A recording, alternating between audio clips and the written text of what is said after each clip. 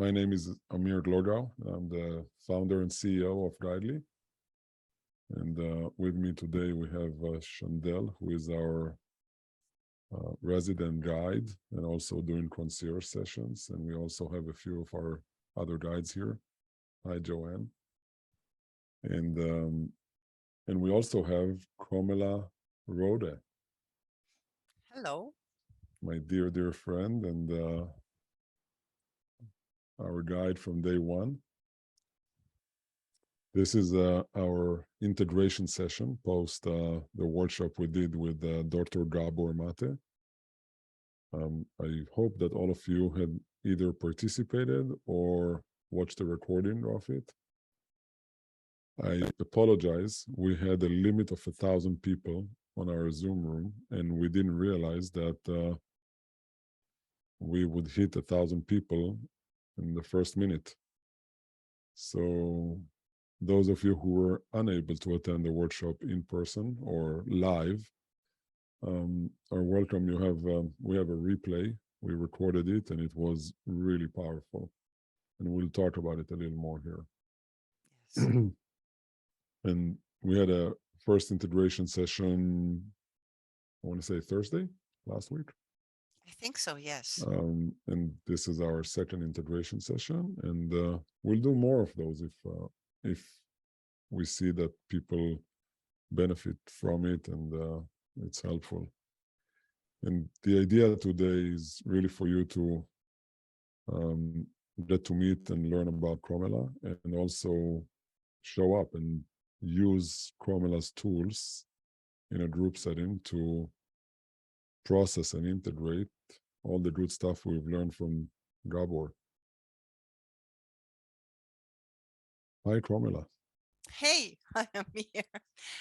It's really nice to be here with everybody. And Amir and I, we had a chance on the weekend to exchange a little bit. We were both really deeply touched ourselves by, what happened for us starting to read the book. And I'm only on chapter 10 now, but there's something really profound happening for me. And I think this book is a really true game changer as far as I'm concerned. Yes. Absolutely. Um, those of you who are joining us, I'm inviting everybody that is comfortable to do so to open their camera and show up, drop in the chat where you're from and what is compassion for you today. This is a So, beautiful comment here: when I can let go of harsh judgment toward myself and others and allow myself to feel. Really beautiful, Lisa. yeah, Compassion, a warm opening of the heart. That is a really true aspect of it. Unconditional love that leads to loving and supportive action for others as well as self. Self-compassion, self-love, so that one can regroup and then course correct as need to be. Really beautiful. Compassion, empathy, and understanding is love, kindness, and good will for self and others expressed and felt with no judgment. Really, really beautiful. The understanding in the room.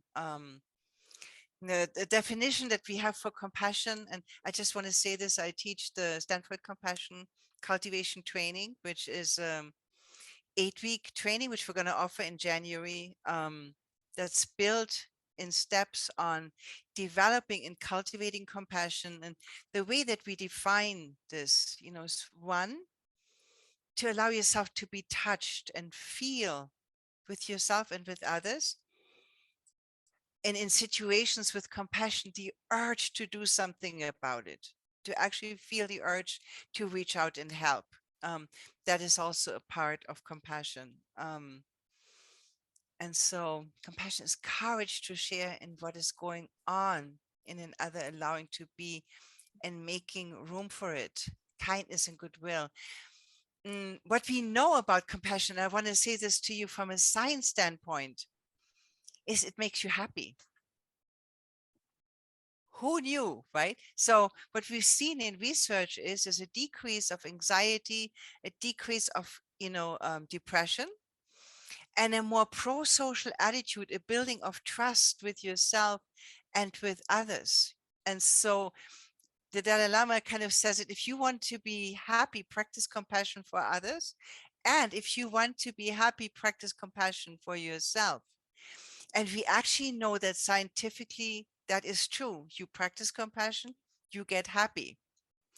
And most people wouldn't make that link, but I can tell you, because we're talking also about, working with trauma, that in myself, what I've experienced over the years isn't really that the situations on the outside change, but the readiness to deal with them and to embrace them completely change. And I still remember, like, early on when I met Amir and we kind of talked about, he called it a situation and said, "Oh, goody, let's unpack it." And he laughed. He was like, "Oh, goody, let's unpack it." He says, "Yeah, it's a situation." So there's a certain attitude that is more welcoming for everything in life, more embracing for everything in life. Is that your Nice. experience, Amir? Yeah, absolutely. It's like shining the vessel, the vase, or the whatever holds the capacity that we're putting in, then whatever it is, and or if you want a different filter in your on your glasses through which you see life, um, and really. So before we dive into compassion, I feel like I want to take a step back. We kind of jumped into it, and the temptation to read and address the comments. I want to start with asking you to maybe share with us what got you to start your spiritual journey. You, I think, started your journey as a nurse, right? You were an ER nurse.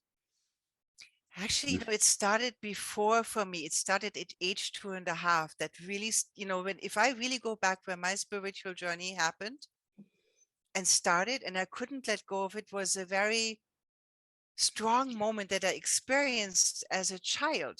Mm, I remember this till today. My father, my mother had one of these rows. They were really passionate people. They had a lot of rows. And I remember my father throwing a plate against the wall, and the noodle soup was flowing down the wall. And I still remember these R-shaped noodles with the hole in it and the soup as it ran down the wall. And I looked at my hands in that moment and I understood that I wasn't my father, I wasn't my mother, I wasn't the noodle or the soup running down the wall. I was in here.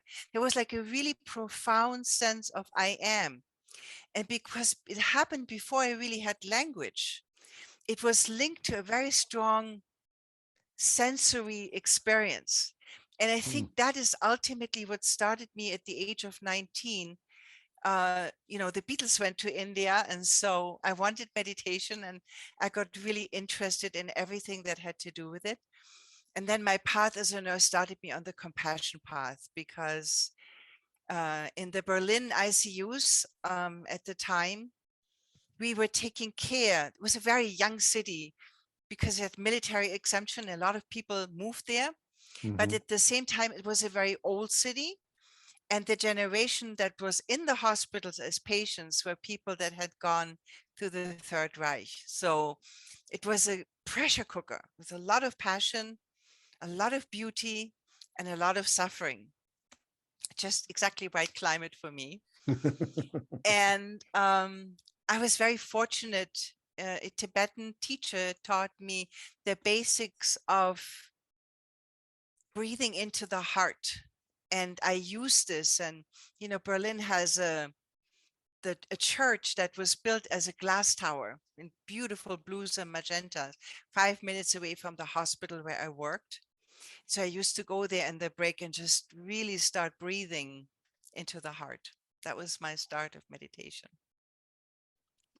That's so beautiful. I can feel the journey.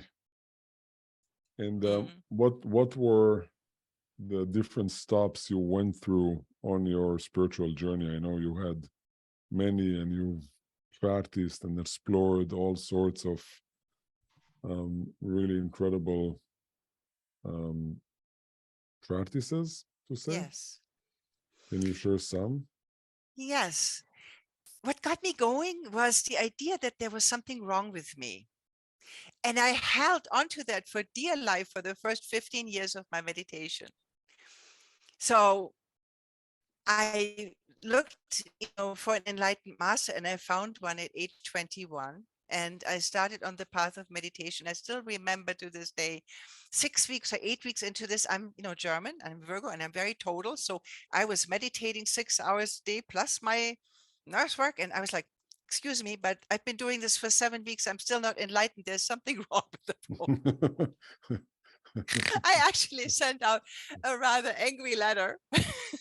And I got something really sweet and very compassionate back, that the journey is long and to dance a little and to sing a little. I tried many different meditation practices over the years, and I got to work in a group of people. Very fortunate. Some of them are really still my friends, and we're still in each other's lives. But it took me, through Zen. It took me through the neuroscience of meditation. It took me through Vipassana. And ultimately, it took me to compassion. And basically, the way that I look at it as a very non-denominational way of looking at meditation, there's two ways to get to non-separation. One, subtract everything, disidentify, mindfulness. Two, embrace everything, compassion. And I thought, really in my nature is eat it all. That's what I want to do. Just want to embrace it all. And I had, life gave me situations. So I was diagnosed with an autoimmune disease in my early 40s. And I think, this is a time where many of us go through something like the dark night of the soul. And you and I, we kind of talked about that a Yeah. little bit on Saturday. And for 2 years, I was leaning out of pain. Like I stopped moving, stopped thinking, stopped feeling. I just wanted to get out of it. And one day it occurred to me that the way out of it was kind of go fully into it, eat it, embrace it, take it all in. And that was a day that really shifted my whole attitude toward myself. There's a really beautiful quote, and I think I want to share this. It's out of it's a quote from Pema Chodron. Meditation practice isn't about trying to throw ourselves away and become something better. It is about befriending who we already are.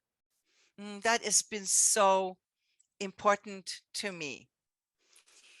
Coming from a path where I thought, I have to meditate because there's something wrong with me and I got to fix it, to Mhm. no, there's actually everything right. And I need to learn how to embrace my humanity. And that's, I would say, the essence of the compassion path, as far as I'm concerned. So good. Thank you for this really great segue to our dear friend, Dr. Gabor Mate. Who in the group, raise a hand if you can, if you were on the live chat, live workshop with Gabor. Awesome, awesome. We definitely had some, but A I see lot of not hands up. a lot of hands. Yeah. So and Gabor have developed his what he calls compassion inquiry, which is also fascinating. And I think the idea of accepting ourselves, first of all, in our humanity, in our beauty, in our power, in our magic, in our fault, in our, all the good, bad, and ugly, right? I mean, and just as Eckhart told, just be the observer. I mean, as he says, just look at it and see and be okay with it, not removing the judgment. If I can use the subtraction calculator while using compassion and still be okay with it, just subtract the judgment. So Komala, I think we asked everybody about compassion. What is compassion for you, and how do you practice that? Because I think you're one of the most compassionate people I've ever met. Mm. How do you practice that in the day-to-day life? So, the official definition is to feel for rather than to feel with, which allows the first thing is actually kind of sensory, cognitive and also emotional empathy with Hmm.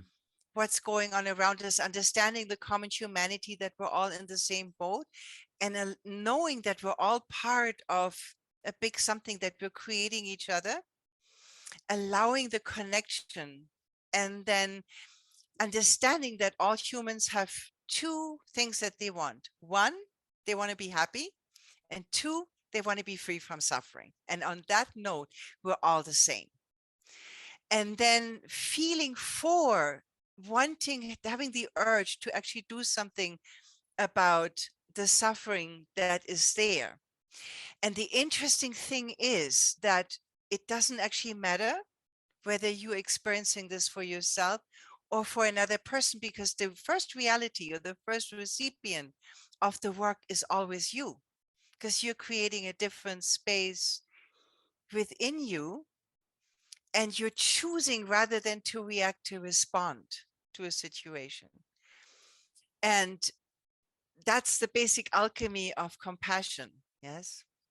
And so the importance for me and why I'm so signed on to this work is when you look at the world today, especially in the last 6 years, it's so polarized and so disconnected. And I feel very deeply that as a humanity, if we want to survive, we need to do what's natural to us.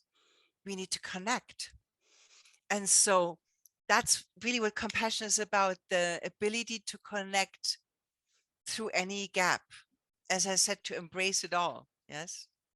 So I feel like I want to start, and I know the compassion cultivation training and compassion in general is, first to self, then to others, and then to, the broader humanity or every creature. I think the Dalai Lama encourages us to be compassionate towards. But I'm a little selfish today, so I want to start with, self-compassion. How? Because we're living in a society where we're being born with an internal judge, right? I mean, we're from day one with our parents, with our school, with our partners, with our kids, with our work. I mean, there is a built-in judge activated and measuring, good enough, not good enough, performing, not performing, worthy, not worthy. I mean, How do you? yes, there's a study, and a woman that really studies this is Kristen Neff. The impact on this generation, especially in the United States, since the 1980s, where self-esteem is what rules confidence. And the funny or not so funny thing is actually that self-esteem is the first thing that leaves you when you are in a ditch. So it really is the most unreliable friend. So building your confidence on self-esteem is that's what's gotten us into a real ditch. And so the ability to be on your own side. And I think if we're talking about self-compassion, one of the things that I want to give you is a 2-minute tool, something that you can use in the marketplace. So it's very simple. The mammalian care system, which all of us have as mammals, because, Amir, you are a father. And when, your daughters were born, you couldn't say, well, it's very nice to meet you. See ya. I'm really busy with my work. Talk to me if you need anything. It doesn't work like that for mammals. Our offspring is born rather immature. And as humans, we got to take care of it maybe 18, 20, nowadays up to 25 years. So the existence has given us a system which is called the mammalian care system. And it activates in two ways. One, vocalization, and two, touch. So any one of you that has a pet knows this. You want to stroke the pet unless it nibbles your shoes, in which case this changes. But usually you just want to say, oh, and you want to talk to it in a soothing way. So I'm going to teach you a very simple tool that gets you out of self-judgment, which actually causes stress.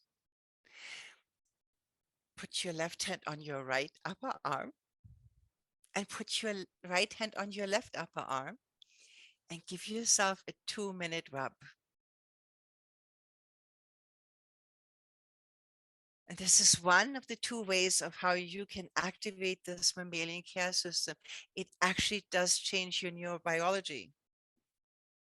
It breathes oxytocin, it releases oxytocin into your body, the love hormone. And I don't know what you're feeling right now. Am I feeling soothed? Mm-hmm. My breathing is changing. My heart is softening. Yes. What are you then sensing, Amir? Definitely soothing and calming. I feel like my muscle tone is relaxing. Yes. I feel my breath is calmer. So Yes. definitely feeling the effect. Yes. But And this is one way to activate this mammalian care system. And another really simple way, and you can use this anywhere. You have stress in your office, take 2 minutes in the bathroom and just go, okay, we've got this. So most of you are on mute. So what I would like you to do now is you can either touch your own hands or you can keep rubbing. We call this havening, your shoulders, or you can also put your hands on your heart and just say your own name. And this is the second way you activate this mammalian care system, Komala. I wish you well. So you would then say, Chantal, I wish you well. Whatever your first name is, I wish you well.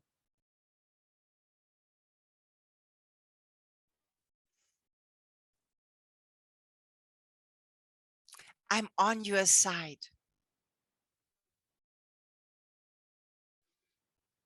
I will be your best friend. I stand at your side like your best friend, especially in situations of suffering. I'm with you.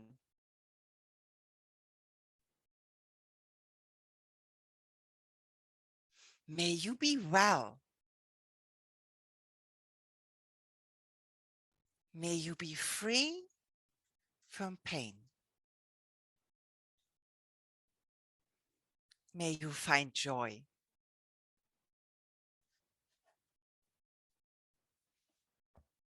Two very simple, beautiful techniques of self-compassion that you can use within a few minutes.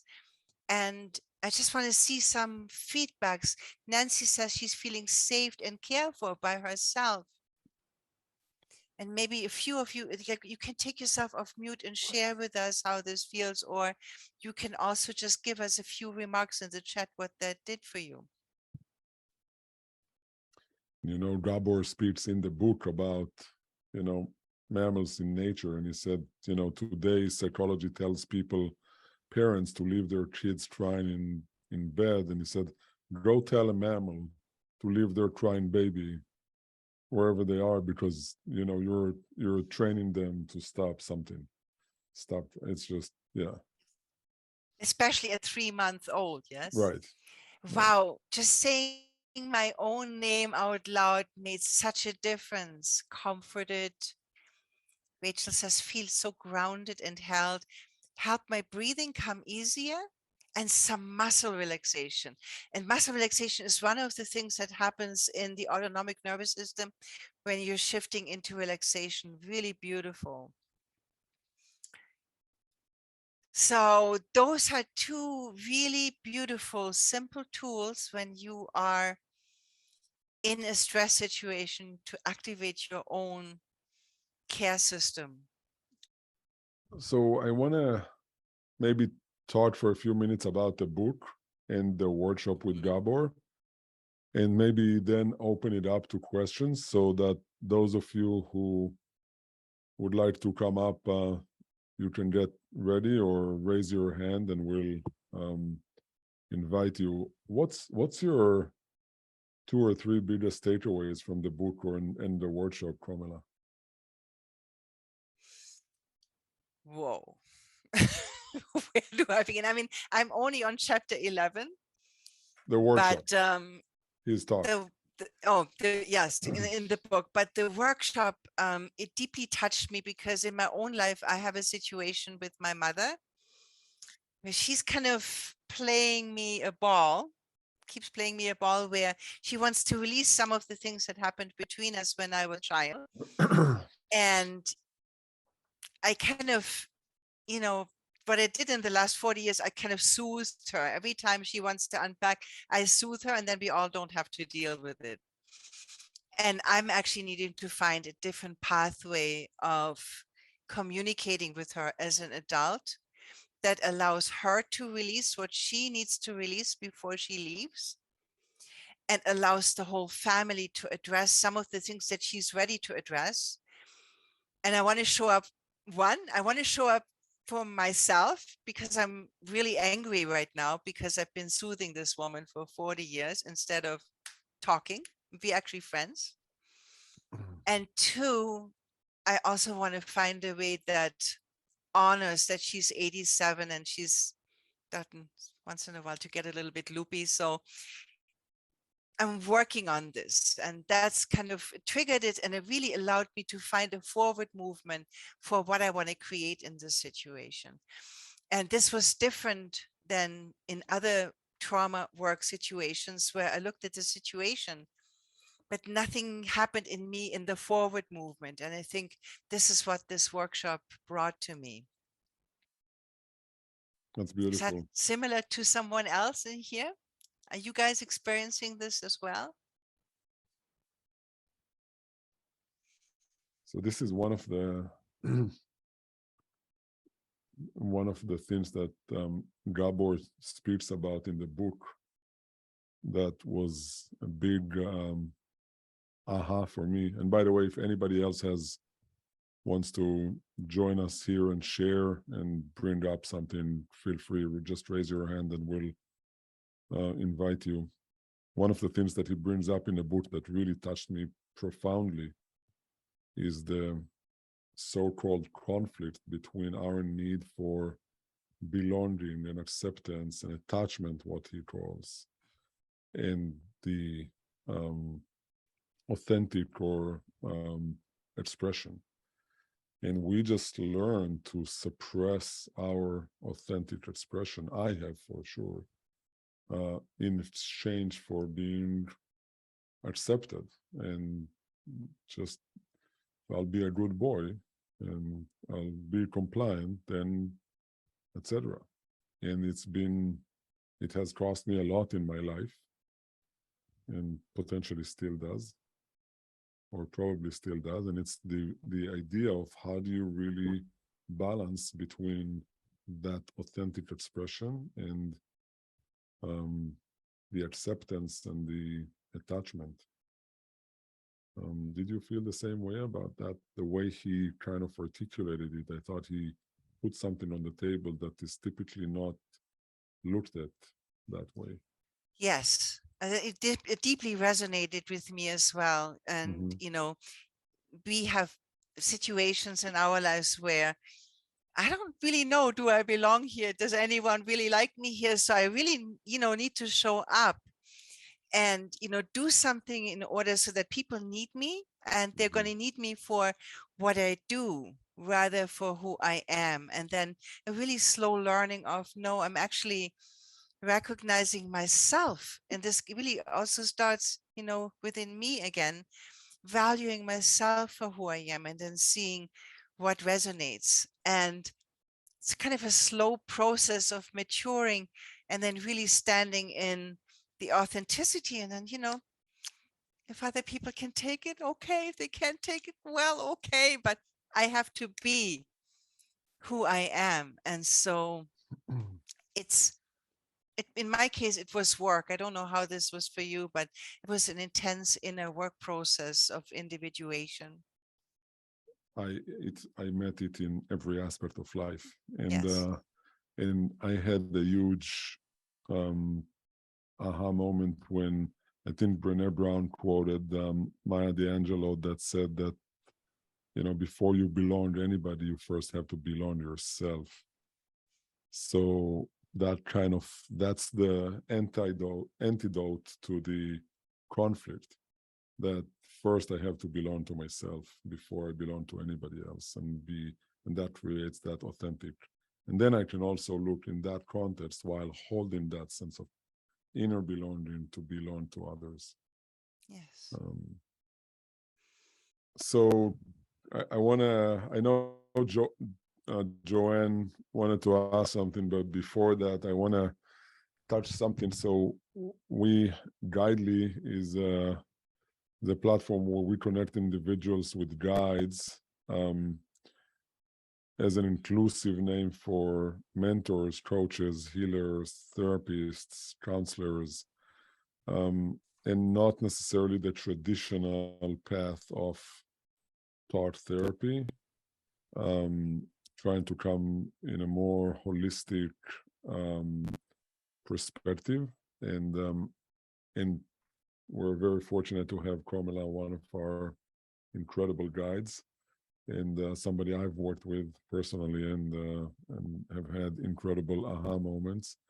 And in some cases, working with a guide doesn't contradict working with a therapist.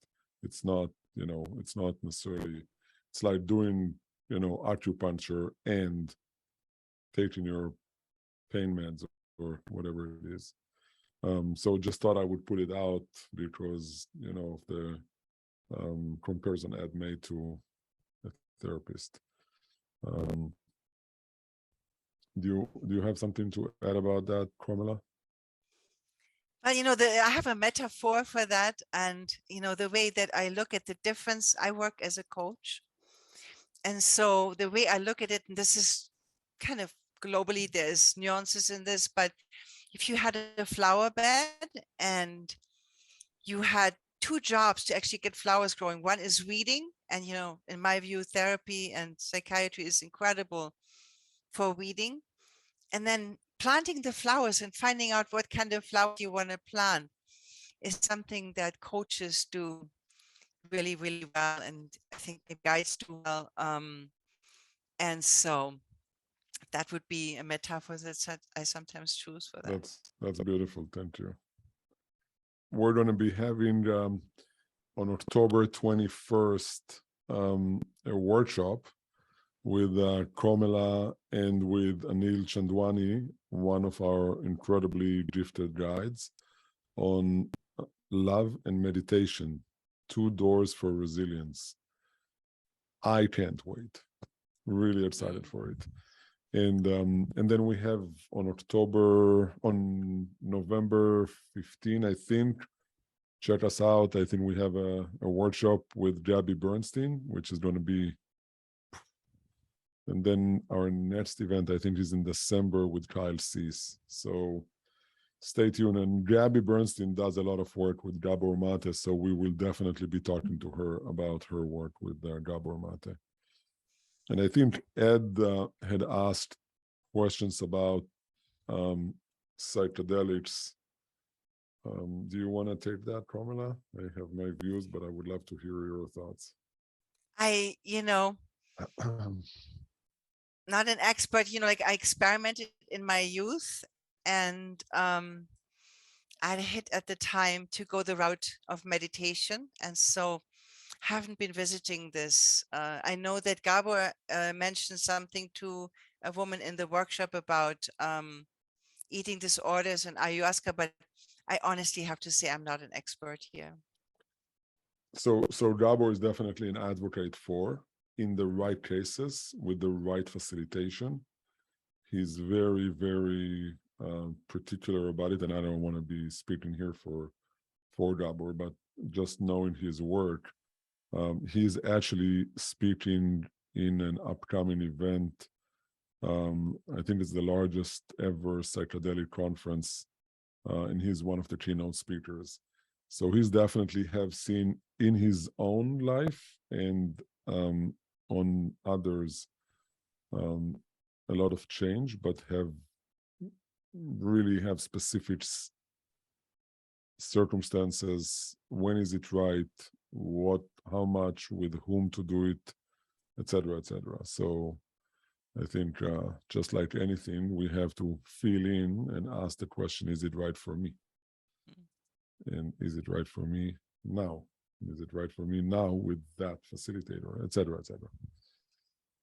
So, so I want to tap back into another question I had with um, Gabor, and one of the incredible definitions he has given to in the book is to what healing is, and he's been on the path to wholeness. So we haven't reached that destination. We're not measuring how far, how close, but just being on the path to wholeness is healing. And I think it's another way for him to demonstrate how accepting, how acceptance and really that observer see that is allowing processes to take place. Lior, my daughter, is studying conservation biology and ecology, and yesterday she had to submit a paper, and she started with a quote that nature was really never in balance. It's always out of balance, and it seeks balance, and it comes back to, and it changes. And there's never been in the history of this earth a point of balance. There is always something that is out of balance. So it feels like I thought about that, relation between nature and us, and wanted to see what you thought about the definition of healing in general. Can I take that? Yeah, I'm Yes. asking you. Oh, Yeah, me. Okay. yeah. I think Until we have another courageous participant here.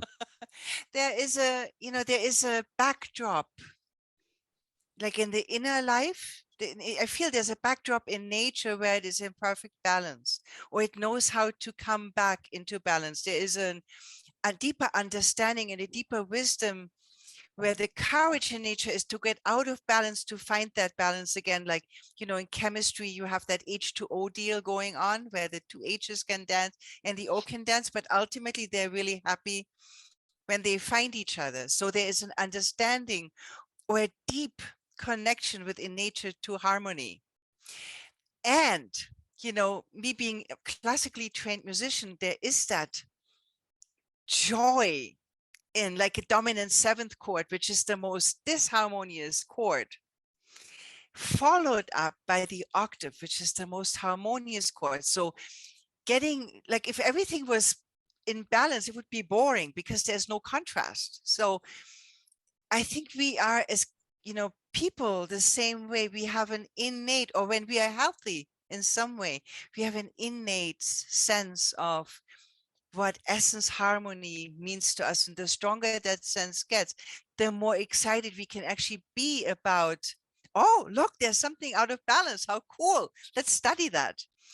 And so the more we are in contact with that deeper sense of balance, the more space we have to what we call the growth zone, to be in the growth zone and find situations where we can test the boundary of that inner balance by throwing ourselves a little bit out. And so there is a joy in that tension and relaxation that we experience. And I think if we had only one, it would be kind of boring, right? That's beautiful, because we tend to look at that resistance as, oh, I want it to be easy, or I hope it's harmonious and flow. Well, it may become that, but let's enjoy that cacophony for a second, so we can then appreciate the beauty and harmony, right? Yes. So you said something that reminded me that I didn't even ask you about your voice sound resonance work. Can you share with the group here in a few sentences what Yes. you've developed and how it serves? Because it's another totally different aspect of your work. Yes, I was really intrigued. In 1998, the Clinton administration started hunting for Osama bin Laden, and they started using voice technology. And I had been working with color for years before then. And I went, wow, voice is really cool because it's measurable through a microphone. And in a world of tools in this energy work landscape, there isn't a single tool that is repeatable. But when you have a good microphone, you can actually repeat this experience over and over. So we can actually measure the human energy field because frequency, and I teach intuition classes, frequencies and color and sound is the same energy, just perceived by a different sense door. So when you have one of them accurate, you can see all of them accurate. And there is a pleasure or like a joy in looking at that transpersonal aspect. This is my whole life. I've been looking at that transpersonal thing, to see yourself as an energy versus as a personality. So we're so used to define ourselves through our personality trait, but really an essence recognition, frequency recognition of who you are and what that instrument that you're sitting in wants to do. It's a very beautiful way of looking at yourself from a completely different angle. And so I developed this work where you can do a sound resonance voice print analysis, and you can see your energy field in color, sound, and energy center, and make some conclusions about what you're good at, what you're challenged with, and all these good things. Really, really fun way to get answers that we're asking ourselves and we feel blocked with, to get that different perspective, which doesn't come through the lens of um, a therapist or a subjective observer. Yes. So It I, brings a thought for me, Amir, if I just may. mhm. I want to encourage anyone that is sitting here in the audience tonight who is multi-merited. In today's world, you're so being trained to be a one-trick pony, to have one thing that you show up in life. And I'm not that. I'm a multi-trick pony. And I can develop great passion for all of the different ponies that I feel passionate about. And if you are like that, I kind of really want to encourage you to do you and enjoy all the different avenues that takes you to. So we're going to have, I think in January, right, the compassion cultivation training. I want to say, I do in regular, not every 2 months, 1 month, monthly or 2 monthly, I do a free compassion cultivation practice for the Guidely community. And so anyone is able to join for that. And then I think the next one that I'm proposing is going to be November 10th, I think. And then in January 21st, this time on a Saturday, for 8 weeks, I will teach the compassion cultivation training. That's wonderful. To everybody here, we're guidely.com. So feel free to reach out with any questions. I think I don't have any further questions, and I feel like we are complete. And and join our community so you can attend events like this. We really have an incredible group of guides that are regularly in the community, are responding to questions and posts. We're regularly doing events. And most importantly, find somebody to work with. That is my personal recommendation. Yes, definitely. So it's going to be announced at some moment in time, I think. And, when you go to my page, you can also find it and book it through Guidely, the January training. And, oh yeah, on the 21st, Anil and I were going to do a presentation on meditation on those two sides, awareness and compassion. Is going to be quite a blast. So make sure that you kind of come and visit us for that. I can't wait for this. Really, Yes. my two incredible teachers. So we have a tradition here. We put everybody's speaker off. If you're open to it, camera on. Let's unpin us and be in a gallery setting so we can all see each other and say good night and thank you, and thanks for being here tonight. Much love to everybody. Definitely. Thank Good night, you. you guys.